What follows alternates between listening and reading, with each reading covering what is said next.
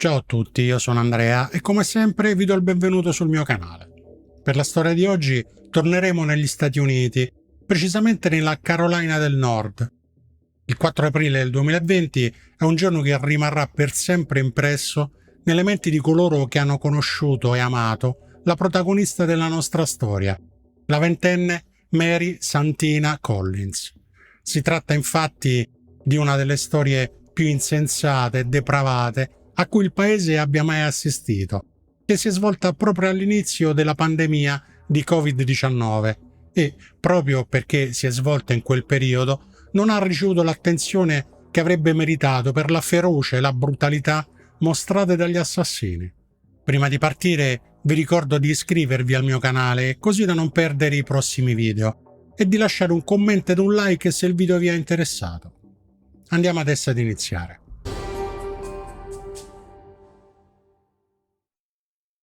Mary Santina Collins è nata il 6 luglio del 1999. Viveva con sua nonna, Mia Alderman, a Charlotte, nella Carolina del Nord, appunto. Le due nutrivano l'una per l'altra un amore infinito. Quelli che la conoscevano descrivevano Mary come una bellissima ragazza, molto fotogenica, un'anima gentile, dolce, amorevole, innocente e purtroppo un po' troppo ingenua e fragile. Nessuno avrebbe potuto dire niente di negativo su di lei. Mary aveva una passione per il canto e un sorriso che poteva illuminare anche le stanze più buie. All'età di 3 anni le fu diagnosticata una condizione genetica nota come sindrome da delezione 22q11, spero di averlo detto bene, nota semplicemente come 22q, una patologia causata dalla mancanza di un pezzo del cromosoma 22. È la seconda malattia genetica più comune dopo la sindrome di Down, ma penso che la maggior parte delle persone non ne abbia mai sentito parlare, come me. La forma classica della sindrome compare fin dai primi giorni di vita e si manifesta in modi diversi da persona a persona. Le manifestazioni più frequenti sono malformazioni renali, immunodeficienza, cardiopatie congenite, tremori, convulsioni e anomalie del palato che possono causare difficoltà nella deglutizione e disturbi del linguaggio. La maggior parte di coloro che ne sono colpiti, inoltre, presenta caratteristiche fisiche comuni, quali la bocca piccola, palpebre strette e cadenti e orecchie piccole e a punta. Questa condizione aveva causato a Mary, oltre ad un ritardo nello sviluppo cognitivo, anche una palatoschisi interna congenita che consiste in una specie di fessura presente a livello del palato che le aveva causato un grave impedimento del linguaggio. Nonostante questi problemi, però, Mary si impegnò sempre duramente per imparare a comunicare. Sebbene il suo stesso dottore fosse scettico sul fatto che sarebbe mai stata in grado di parlare, Mary iniziò con l'imparare la lingua dei segni in tenera età e lavorò continuamente per sviluppare abilità verbali sempre più complesse. A 6 anni era in grado di parlare, ma il suo linguaggio rimase sempre compromesso. Mary inoltre aveva problemi di vista e difficoltà di apprendimento che rendevano le attività quotidiane una sfida difficile da affrontare. All'età di 20 anni Mary riusciva a comunicare verbalmente, ma non aveva la capacità fisica di urlare, per esempio. A causa di questi suoi piccoli disturbi, non fu in grado, dopo il liceo, di proseguire gli studi. La ragazza aveva anche molte difficoltà ad orientarsi, anche nel suo stesso quartiere, ed era solita usare il GPS del suo telefono per ritrovare la strada durante le sue passeggiate e in generale dipendeva da chiunque fosse con lei per tornare a casa. Di conseguenza non aveva potuto né voluto imparare a guidare. Mary amava truccarsi e pettinarsi, cambiava spesso il colore dei capelli e amava molto navigare sui vari social media, come la maggior parte delle sue coetanee. Diversamente da loro, però, non aveva la malizia che gli sarebbe servita per evitare di cadere vittima delle cattiverie altrui. Era un'anima innocente, insomma. La sua natura la rendeva un facile bersaglio di coloro che volevano prendersi gioco di lei. Pochi anni dopo aver lasciato il liceo, Mary aveva frequentato per un breve periodo un adolescente di nome Levi Pam, che aveva conosciuto attraverso i canali online del loro liceo. Sì, lo so, sembra un criceto scemo con le ghiande in bocca, però, come si dice, l'amore è cieco. L'amore, se mai c'è stato tra i due, purtroppo terminò, ma qui inizia la storia che definirei assurda. Poi mi direte voi nei commenti se vorrete. 2 anni dopo aver smesso di frequentarlo, infatti, la nuova ragazza di Levi, Kelly Lavery, iniziò a molestarla online con commenti crudeli e denigratori del tipo «Nessuno ti vuole, se fossi in te vorrei sparire il prima possibile». Era arrivata addirittura a chiamarla al telefono per istigarla a togliersi la vita. E qui, ragazzi, andiamo di psicologia da bar, sia ben inteso. Mettiamo a confronto le foto delle due ragazze e facciamo come la settimana enigmistica. Trova le differenze. Chi è la bella ragazza? Chi è il sorcio psicopatico? Il primo che risponde vince un gatto peloso. Quindi, a mio parere, come dicevo da psicologo da bar, tutto nasce dall'invidia che il sorcio nutriva verso la bella Mary. Ah, non mi importunate con il body shaming. A questa tizia e a tutti quelli come lei posso dire tutto quello che mi passa per la testa. Hanno perso il loro diritto al rispetto. Ma torniamo al sorcio. Improvvisamente, come erano iniziate, le molestie erano cessate e il comportamento di Kelly nei riguardi di Mary era cambiato drasticamente, al punto da riuscire a convincerla di essere sua amica. Ricordiamoci che Mary aveva dei deficit cognitivi dovuti alla sua condizione genetica, quindi il rifiuto umano ebbe gioco facile. Se dice gioco facile, beh, io l'ho detto, vabbè. Il 28 marzo del 2020 Kelly invitò Mary nell'appartamento che condivideva con Levi, in un complesso di appartamenti di lusso noto come The Yards, nel quartiere bene di Charlotte, noto come Noda, per trascorrere con loro una giornata divertente. Avrebbero visto dei film horror, avrebbero sperimentato insieme dei nuovi trucchi e poi avrebbero pranzato insieme e per l'occasione Kelly avrebbe ordinato del sushi che sapeva fosse il cibo preferito da Mary. Quest'invito sembrò molto strano alla famiglia della ragazza, soprattutto alla nonna mia, che, memore del fatto che Kelly aveva bullizzato Mary sui social media per mesi, riteneva la ragazza una persona cattiva e gelosa, sicuramente da evitare. Mary invece, che vedeva il bene in tutti, decise di accettare l'invito e ne fu entusiasta. Come avrebbe mai potuto rinunciare ad una serata che si prospettava così divertente con i suoi nuovi amici? Così cadde nella trappola che i due avevano tessuto ai suoi danni. Ah beh, perché ho dimenticato di dire che anche il suo ex fidanzato, un altro genio dei nostri tempi, era d'accordo col sorcio, quindi sorcio e criceto avevano orchestrato un piano diabolico. Se queste sono le premesse, il North Carolina aveva registrato il suo primo caso di Covid-19 il 4 marzo del 2020 e il governatore Roy Cooper aveva dichiarato lo stato di emergenza solo 6 giorni dopo. Al 27 marzo il numero di casi era aumentato, mettendo a dura prova i lavoratori che dovevano combatterlo in prima linea, come medici, infermieri, poliziotti e dipendenti dei negozi alimentari. Mentre Mary si preparava a lasciare la sua casa, il 28 marzo perciò, il paese era nel bel mezzo di una pandemia in piena regola e entro 2 settimane il bilancio delle vittime di coronavirus negli Stati Uniti sarebbe stato il più alto al mondo. Sabato 28 marzo, intorno alle 14:30, Kelly Lavery mandò un Uber a casa di Mary perché la conducesse a casa sua. Sapeva che la ragazza non sapeva guidare e che non aveva senso dell'orientamento, tale da permetterle di andare da lei a piedi. La nonna di Mary, Mia, era preoccupata che sua nipote uscisse durante la pandemia, tanto più che mettesse a rischio la sua salute per andare a casa di una serpe quale considerava Kelly, e tentò di dissuaderla in tutti i modi nell'uscire. Chiese anche all'autista di Uber di non caricarla in macchina, ma l'autista rispose che la ragazza era adulta ed era in grado di decidere da sola se salire o meno e, una volta che Mary decise di salire, partì.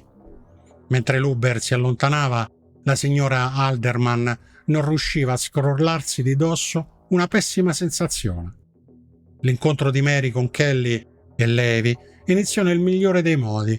Kelly aveva ordinato del sushi e aveva pubblicato dei video della serata sui social media, in modo che tutti pensassero che stessero trascorrendo una bella giornata. I video mostrano Mary, Levi e Kelly ritirare l'ordine dal corriere e portare gioiosamente il sushi fino all'appartamento. In uno di questi video si vede addirittura Kelly accarezzare amorevolmente il viso di Mary. Ma quello non sarebbe stato il normale incontro tra amici che Mary aveva sognato. Quando ai tre si unì James Salerno, un amico di Kelly e Levi, le cose presero una piega terrificante. Il fatto poi che ha un cognome italiano me lo fa odiare ancora di più, se possibile, anche perché Mary Santina credo proprio abbia avuto origini italiane. Mary, come tengo a ricordare, aveva deficit cognitivi, ma aveva anche dei valori che le aveva insegnato la sua adorata nonna. Quindi, quando i due rifiuti umani gli proposero un bel giochino a tre, lei naturalmente si rifiutò. Magari il loro scopo all'inizio era proprio di farle qualche filmino particolare, per poi magari mostrarlo sui social e rovinare la vita alla povera Mary. E questo suo rifiuto stava mandando all'aria il loro piano. A questo punto entra in gioco il grande James Salerno, il terzo idiota del gruppo. Se lo guardate intensamente negli occhi potete capire cosa provano gli astronauti quando guardano il vuoto cosmico. Quando infatti Mary si rifiutò di partecipare al gioco a tre con Kelly e Levi, la coppia chiese aiuto al fido Jimmy, che usò dello Xanax per drogarla. Mentre la povera ragazza era stordita dalla droga, i tre le misero un guinzaglio al collo, la portarono nella vasca da bagno e la puntarono ben 133 volte, per poi lasciarla morire disguata. Io non capisco e non capirò mai cosa possa spingere degli adolescenti a compiere un gesto del genere. Cosa gli può passare per la testa? Che ti dice il cervello sempre che tu ne abbia uno? Il rapporto dell'autopsia, lungo ben 30 pagine, riconoscerà come cause della morte molteplici ferite da trauma acuto. La ragazza aveva ferite da taglio su tutto il corpo, compreso il viso, molte delle quali di natura superficiale, troppo superficiale per colpire un organo o un'arteria principale, il che fece ritenere che prima di essere uccisa fosse stata torturata. Sicuramente Mary, prima di perdere i sensi, aveva sofferto molto e sicuramente era terrorizzata e aveva tentato di difendersi, come dimostrato dalle ferite che aveva sulle mani. Le classiche ferite da difesa. Dopo l'efferato delitto, Jimmy aveva chiamato una ragazza di 18 anni, America Diel, e qui abbiamo il cervo che guarda i fari del camion, così abbiamo lo zoo al completo, per aiutarli a ripulire il disastro che avevano combinato. Il bello, per così dire, della storia è che America non conosceva bene Jimmy, perché era solo un tizio che aveva incontrato su Tinder, ma lo aiutò comunque. Cioè, a te ti chiama un tizio che praticamente non conosci per pulire la scena di un crimine da lui commesso e che fai? Rimani e gli dai una mano? No. I 4 emettitori di anidride carbonica cosparsero il corpo di Mary con un detersivo per i piatti e con del gel doccia alle spezie e zucca, per mascherare l'odore di decomposizione. Lo misero in un sacco nero della spazzatura e lo avvolsero con del nastro adesivo. Decisero poi di sistemare con cura il corpo così avvolto all'interno del materasso della camera da letto della coppia, con l'intenzione, in seguito, di liberarsi del materasso bruciandolo. Secondo la testimonianza rilasciata in seguito da America, la mente di tutto il piano criminale era stata Kelly Lavery, che impartiva ordini a tutti su cosa fare ed era così autoritaria che non aveva osato contraddirla. Quando, facendosi sera, Mia, la nonna, non vide tornare a casa Mary, allarmata perché la ragazza non rispondeva alle sue chiamate e ai suoi messaggi, mandò un messaggio a Kelly scrivendole: «Kelly, il telefono di Mary è spento, abbiamo un'emergenza familiare, abbiamo urgenza di contattarla, le dici di telefonarci?» Ma Kelly non rispose. Mia allora rintracciò il cellulare di sua nipote perché condivideva con lei l'account di localizzazione.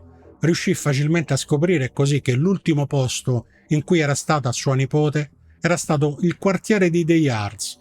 Dopodiché era letteralmente scomparsa, anche dai social media, come cosa molto strana per una ventenne che stava passando una serata divertente con gli amici. Tuttavia, poiché Kelly aveva pubblicato sui social media il video del trio che mangiava sushi e si divertiva, inizialmente Mia pensò che la mancanza di contatti da parte di Mary fosse dovuta al fatto che aveva dimenticato il suo caricabatterie e il suo cellulare si fosse scaricato e di conseguenza spento. Dopo quasi 36 ore senza avere notizia della ragazza, la signora Alderman andò a prendere personalmente Mary a casa dei suoi amici. La donna però non conosceva l'indirizzo esatto di Kelly, così si mise a cercare in tutto il comprensorio un indizio di dove si trovasse Mary. Trovò una cassetta postale con il nome di Kelly e il numero del suo appartamento. Mia rimase fuori dal cancello ad aspettare che arrivasse un altro residente per poter entrare almeno nel comprensorio. Il suo piano funzionò e, una volta riuscita ad entrare nel palazzo, la donna si precipitò nell'appartamento di Kelly e bussò alla sua porta. La donna fu accolta da Kelly Lavery e Levi Pam, che le dissero che Mary era andata via e non sapevano dove fosse. Mia era certa che questa non potesse essere la verità, poiché la disabilità di Mary rendeva altamente improbabile che fosse in grado di andarsene da sola. Ricordate che Mary non aveva assolutamente il senso dell'orientamento, doveva utilizzare il GPS del suo telefono, anche nel suo stesso quartiere. Mia sapeva che il cellulare di sua nipote era stato spento nel momento stesso in cui era arrivata in quell'appartamento e sapeva che Mary, inoltre, aveva rotto gli occhiali il fine settimana precedente e, a maggior ragione, non sarebbe stata in grado di andare molto lontana da sola. Mia sentiva che quei due le stavano mentendo e gridò insistentemente il nome di Mary, senza però ricevere alcuna risposta. Alle 23 del 30 marzo la nonna, disperata ormai, presentò una denuncia di scomparsa al Dipartimento di Polizia di Charlotte. Lei e tutta la famiglia di Mary era convinta che la ragazza fosse ancora nell'appartamento di Kelly, trattenuta contro la sua volontà per chissà quale perverso divertimento, e cercò in tutti i modi di spiegare al detective assegnato al caso, tale John Gaskin, che la sua bambina aveva delle difficoltà particolari e che sicuramente si trovava in pericolo perché conosceva le cattiverie di cui era capace Kelly. Certo, non avrebbe mai potuto immaginare quanto perverse fossero le fantasie della ragazza. Nessuno avrebbe mai pensato che la sua crudeltà sarebbe sfociata in violenze fisiche. Il detective, però, consigliò a Mia di tornare a casa perché c'era la seria possibilità che Mary tornasse a casa sana e salva. Non sapendo cos'altro fare, Mia seguì il consiglio, convinta che comunque la polizia avrebbe iniziato subito le ricerche di sua nipote e sarebbe entrata a casa di Kelly per verificare se fosse ancora lì, salvandola dalle sue grinfie. L'agente, in effetti, si recò a casa di Kelly, entrò nel complesso di appartamenti e bussò alla porta della ragazza, ma non ricevendo una risposta, semplicemente se ne andò. E qui, cari amici, abbiamo trovato il pastore delle bestie.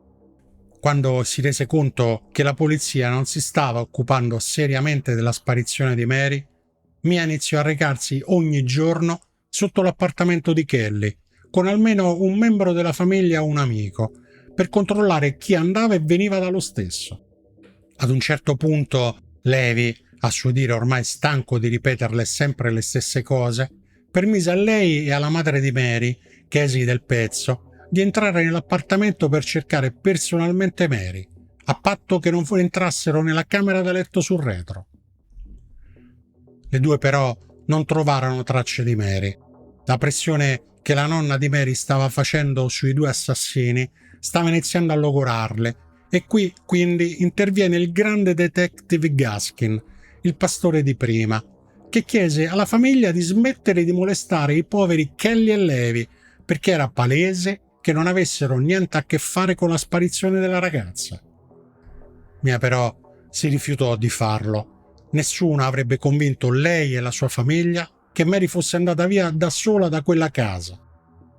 Il detective, a quel punto sfiancato dalla determinazione della famiglia di Mary, finalmente si decise a chiedere i filmati di sorveglianza delle telecamere installate nel quartiere di The Yards dal 28 al 30 marzo, per dimostrare a Mia che i suoi sospetti erano infondati. Anche Mia chiese al detective di vedere i filmati delle telecamere, ma lui le rispose che avrebbe dovuto ottenere prima un mandato ufficiale dalla polizia. La testarda Mia, però, il 3 aprile ottenne il permesso direttamente dall'ufficio aziendale del complesso di appartamenti, ma purtroppo il mese di marzo era finito e i filmati di marzo erano stati cancellati. E non glielo facciamo un applauso al detective, a tutto l'ufficio della polizia che avrebbe dovuto investigare? Dai, se lo meritano proprio, dai. A questo punto mi devo scusare con i pastori, se fossero così idioti perderebbero un gregge al giorno. Nonostante innumerevoli membri della famiglia di Mary implorassero aiuto da parte della polizia per trovare la ragazza scomparsa, il detective Gaskin continuò ad ignorare le loro suppliche. Prese invece sul serio una segnalazione anonima che gli suggeriva che Mary fosse in realtà scappata di casa, come aveva già fatto prima di allora, per scappare con dei ragazzi. Ma né il detective Gaskin né altri funzionari del comando di polizia si scomodarono a chiedere alla famiglia se la soffiata che avevano ricevuto rispondesse al vero, se magari c'era stata già una fuga precedente. Il sesto giorno dopo la scomparsa della ragazza, l'intera comunità si unì alle ricerche. Furono stampati e distribuiti migliaia di volantini e fu organizzata una squadra di ricerca con l'aiuto di droni e cani molecolari. Familiari, amici, volontari esplorarono i binari del treno, cantieri e bidoni della spazzatura, ma di Mary nessuna traccia. La polizia invece, come abbiamo visto, non condivise gli sforzi della famiglia rivolti alla ricerca della ragazza. Anzi, un detective rilasciò una dichiarazione a una stazione radio locale nella quale affermò che la polizia non credeva che Mary fosse realmente in pericolo. I volontari più giovani si rivolsero ai social media per diffondere la notizia della sparizione di Mary in lungo e in largo. Uno dei suoi ex compagni di classe iniziò un'indagine online vera e propria per fare luce sulla scomparsa della ragazza. Setacciò tutti i social media finché non si imbatté in un'informazione molto importante che darà una svolta all'indagine. Scoprì che qualcuno aveva sentito un ragazzo di nome James Salerno, il genio di prima, vantarsi di una violenta aggressione perpetrata ai danni della povera Mary Collins. Ve lo avevo detto che tra le orecchie aveva solo il vuoto cosmico, no? Il ragazzo affermava di avere persino delle foto del suo corpo martoriato sul suo telefono. Eroe. Secondo il testimone, Salerno gli aveva detto che il corpo di Mary era davvero ancora a casa di Levi e Kelly e che nessuno sarebbe stato in grado di trovarlo perché era stato nascosto nella loro camera da letto, all'interno di un materasso che i due avevano pianificato di bruciare. Per fortuna, in certi casi, all'inettitudine e alla superficialità delle forze dell'ordine viene in aiuto la stupidità dei colpevoli. I testimoni delle prodezze del caro Jimmy, per sua sfortuna, molto colpiti dal suo racconto e non nel modo in cui lui avrebbe voluto, riferirono quanto appreso alla polizia.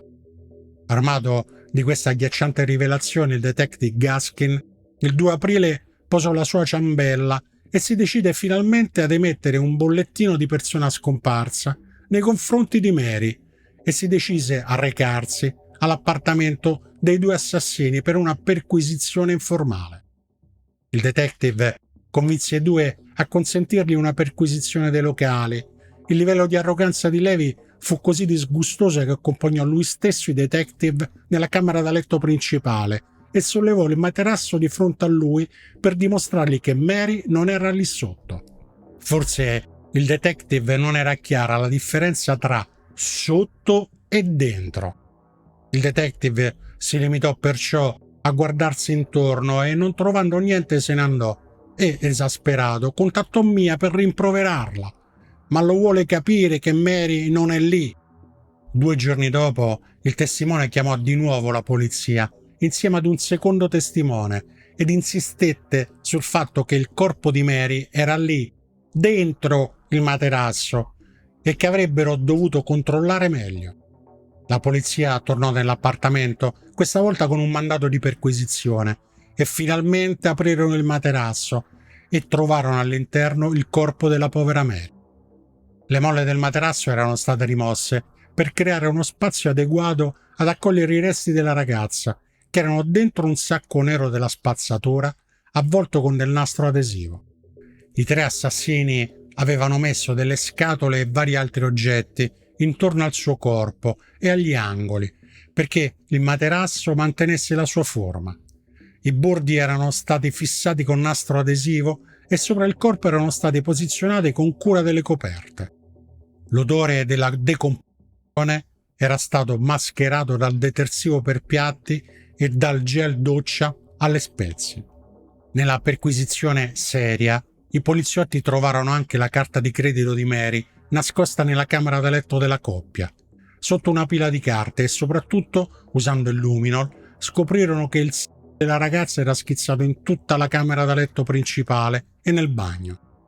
La nonna di Mary e il resto della famiglia ricevettero la notizia devastante del ritrovamento della loro bambina in tarda serata, e non da Detective Gaskin. Naturalmente il coniglio non ebbe il coraggio di chiamarli. Intorno alle 22 del 4 aprile, infatti, Mia ricevette una telefonata che le avvisava che sotto casa di Kelly e Levi erano presenti delle volanti di polizia e un'ambulanza.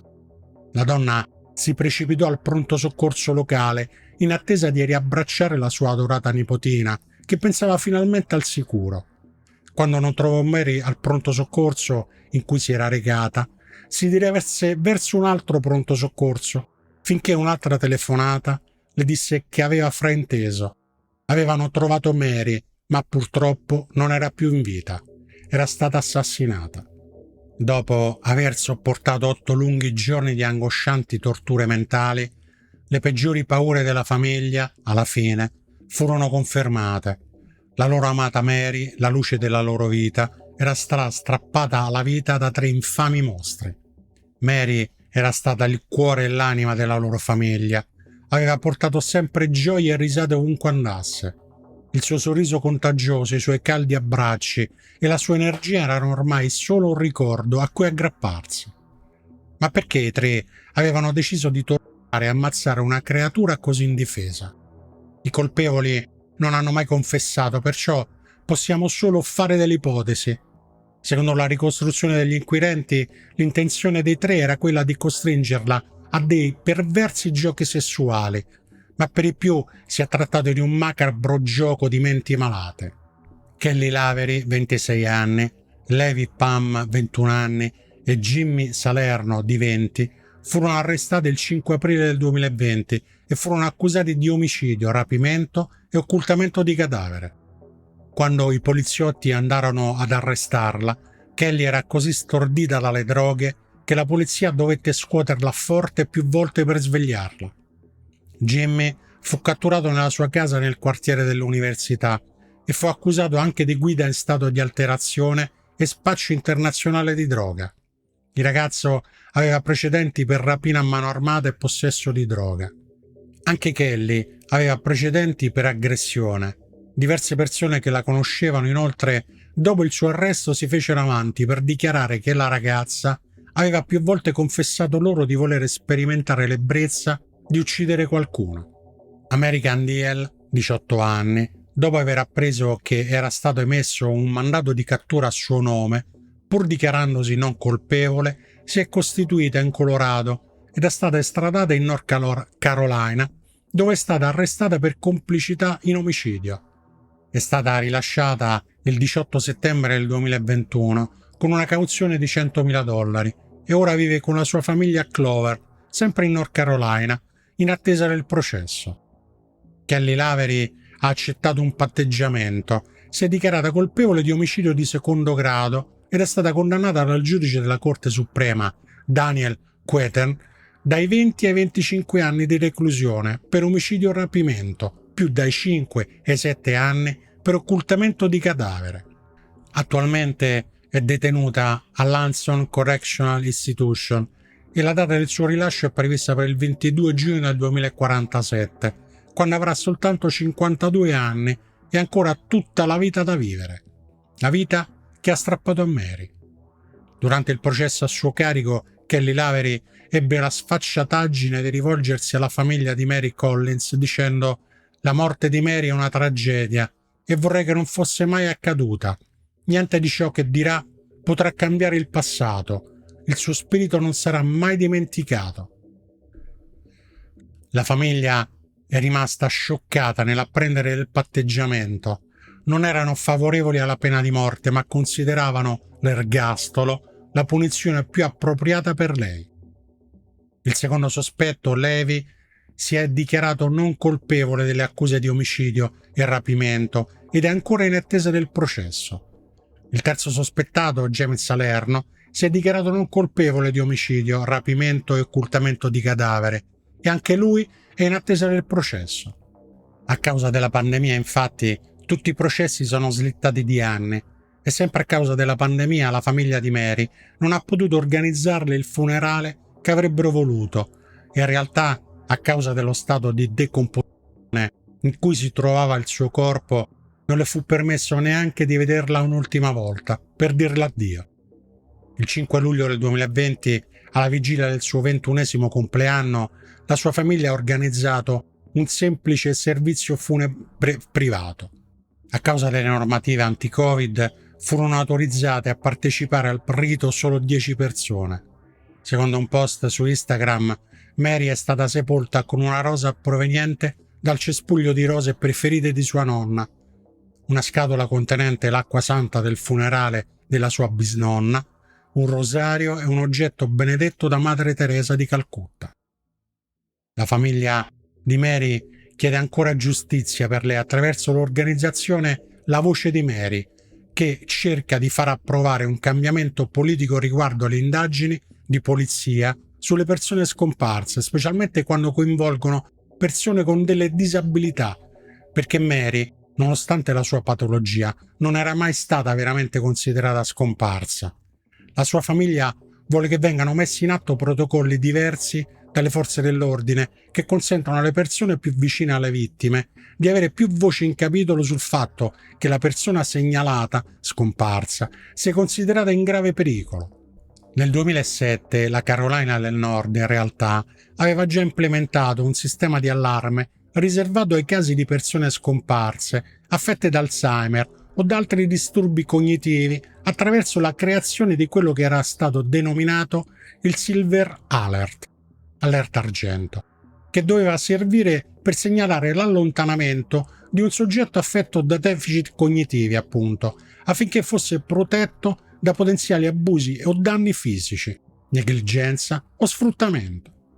Affinché questa allerta potesse essere emanata, era necessario che un tutore legale ne segnalasse la scomparsa alle forze dell'ordine locali, che a loro volta però erano obbligate ad inviare la segnalazione al North Carolina Center for Missing Persons, l'unico organismo in grado di attivare un Silver Alert su richiesta delle forze dell'ordine.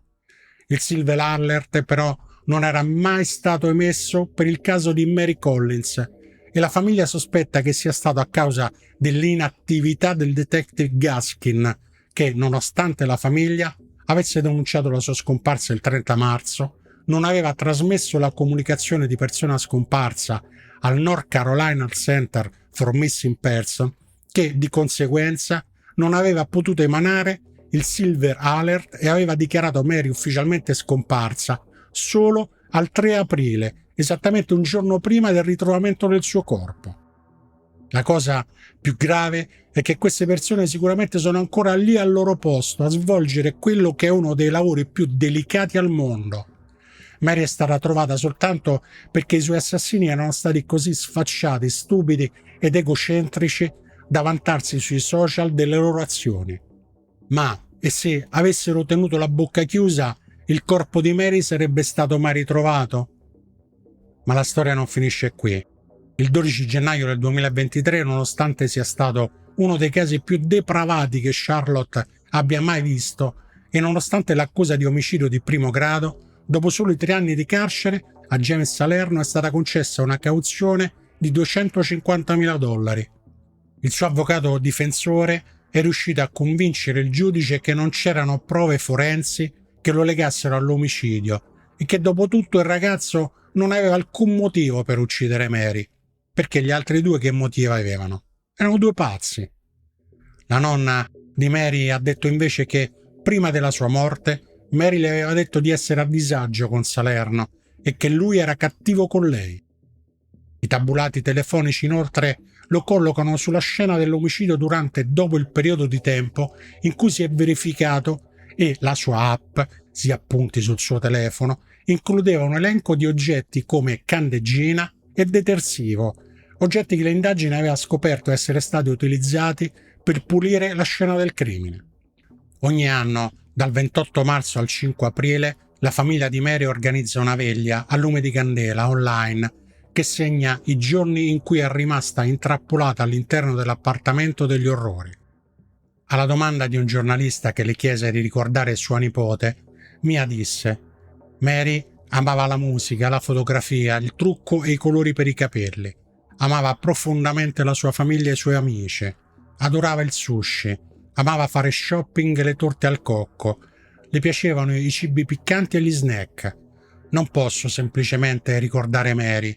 È una parte della mia anima. Per oggi ci fermiamo qui e vi ricordo che like, iscrizioni e commenti sono gratuiti per voi, ma utilissimi al mio canale. Vi do appuntamento al mio prossimo video e vi ricordo, occhio a chi vi saluta sempre. Ciao!